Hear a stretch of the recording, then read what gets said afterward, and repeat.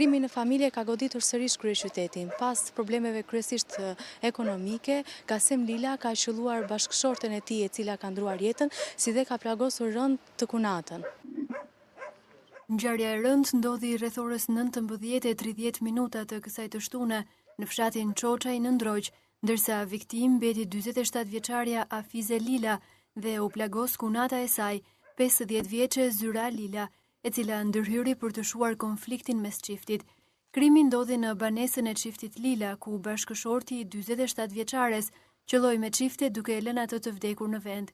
Policia e mbërritur në vendin e ngjarjes bëri të mundur arrestimin e autorit, si edhe sekuestroi armën e krimit.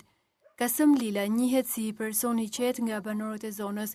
Familjarët dhe fqinjet e tij thonë se shkak për ndryshimin e gjendjes së tij u bë sëmundja e rëndë që u shfaq para disa kohësh.